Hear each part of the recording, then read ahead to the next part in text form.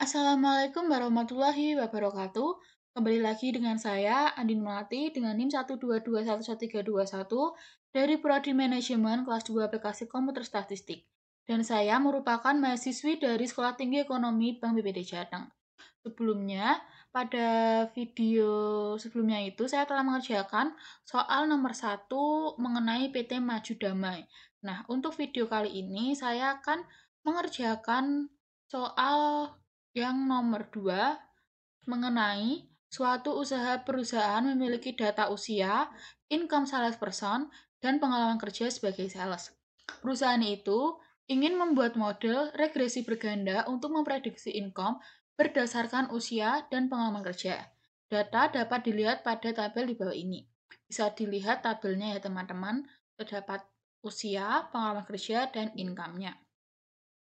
Nah, selanjutnya untuk mengerjakan soal nomor 2 ini, langsung saja kita ke aplikasi SPSS-nya ya teman-teman.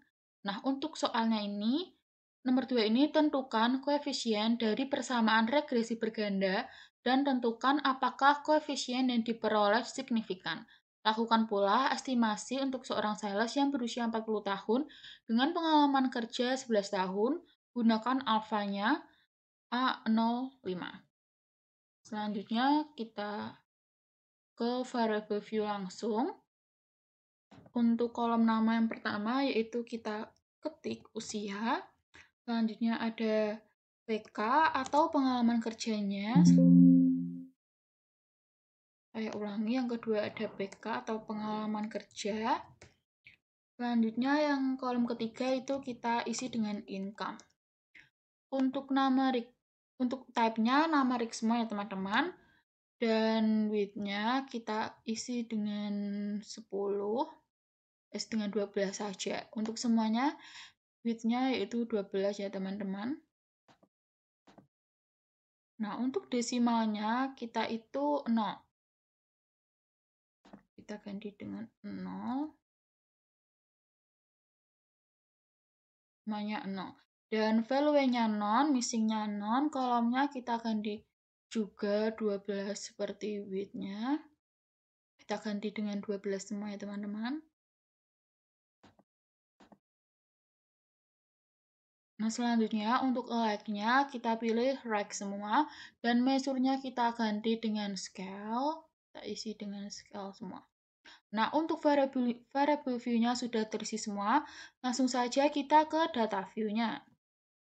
Nah, kita isi datanya sesuai dari data yang nomor 2. Nah, mungkin kita akan salin saja.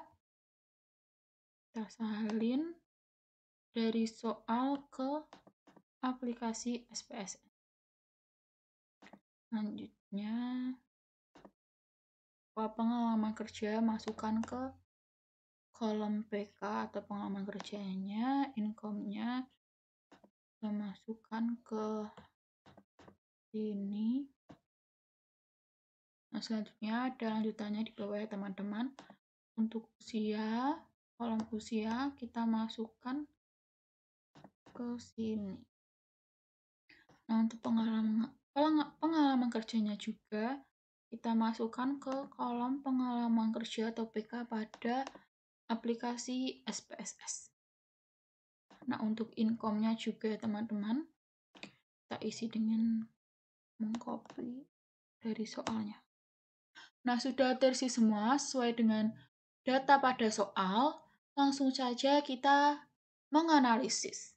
Nah, kita analisis melewati model regression dan kita pilih linear. Setelah itu untuk usia kita pindahkan ke dependent. Untuk PK juga kita pindahkan ke dependent atau pengalaman kerjanya. Nah, untuk income-nya kita masukkan ke dependent. Maaf, untuk yang usia dan PK itu independen ya teman-teman. Nah, statistiknya seperti yang nomor 1 tadi kita isi semua kecuali confidence interval dan covariance metric itu tidak diisi. Lalu kita klik continue dan plotnya kita pilih histogram untuk melihat histogramnya. Setelah itu kita klik continue lagi. Selanjutnya ada option ini Pada stepping method kriterianya yaitu 0,05 karena alfanya tadi 0,05 ya teman-teman, dan removalnya sebagai berikut. Untuk ini missing value-nya kita pilih exclude cache list with. Setelah itu kita continue. Udah selesai semua, langsung saja kita klik OK. Nah, klik OK, bisa dilihat pada regresinya ya teman-teman, hasil output dari kita telah mengisi data di aplikasi SPS sebagai berikut. Nah, maka akan saya jelaskan terlebih dahulu. Untuk tabel deskriptif statistik, min atau jumlah rata-ratanya dari income adalah 77.263,64 dengan standar defisiasinya yaitu 13.723,4031. Dan jumlah data yang tersebar N sebesar 11, dan selanjutnya ada min atau jumlah rata pada usia 39,00 dengan defisiasi standar sebesarnya yaitu 4,879 dan jumlah data yang tersebar N yaitu 11. Selanjutnya ada min dari pengalaman kerjanya adalah 8,64 dengan deviasi standar sebesar 2,908 dengan jumlah datanya yaitu 11. Nah, selanjutnya kita langsung saja ke tabel correlation. Nilai korelasi ini menunjukkan angka sebesar minus 0,369 antara income dan usia. Hal ini menunjukkan bahwa hubungan antara income dan usia adalah tidak kuat. Selanjutnya ada nilai korelasi yang menunjukkan angka sebesar minus 0,273 antara income dan pengalaman kerja. Hal ini menunjukkan bahwa hubungan antara income dan pengalaman kerja juga tidak kuat. Nah, selanjutnya kita ke tabel model Sumari. Nah, pada tabel ini, kolom R menunjukkan bahwa angka koefisien korelasinya yaitu sebesar 0,377, dan hal ini menunjukkan bahwa hubungan antara variabelnya kuat ya teman-teman. Nah, selanjutnya ke R square yaitu 0,14, maksud saya 0,142 merupakan kuadrat dari nilai korelasi. R square juga disebut koefisien determinasi. Hal ini berarti bahwa usia dan PK dapat menjelaskan income sebesar 14,2% dan 85%. Dipengaruhi oleh sebab-sebab lain, dalam hal ini 80,5% didapatkan dari 100 dikurangi 14,2% dan mendapatkan hasil tersebut. Selanjutnya kita ke standar error of the estimate sebesar 14.212,027 menunjukkan bahwa nilai rata-rata dari seluruh data menyimpang dari garis regresi. Hal ini menandakan bahwa model regresi ini baik digunakan karena standar defisiasinya yaitu 14.222,027 dan lebih besar dibandingkan dengan standar defisiasinya yang tadi ini yaitu 13.723,431. Nah, selanjutnya setelah kita membahas tabel modul Sumari, kita akan ke tabel koefisien ya teman-teman. Untuk tabel koefisien ini, penyusunan persamaan garis regresi dari data yang telah saya sampaikan dapat menggunakan nilai-nilai dari kolom B, yaitu pada kolom Understandizer Coefficient.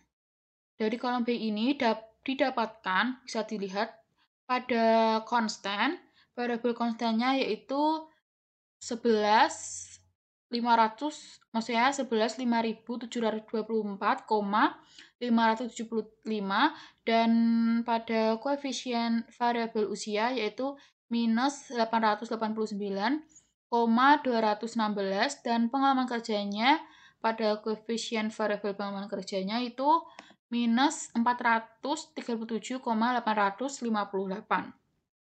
Nah, sehingga dapat disimpulkan bahwa persamaan garis regresinya yaitu Y sama dengan 11.5.724,575 ditambah dengan minus 889,216 X1 ditambah juga minus 347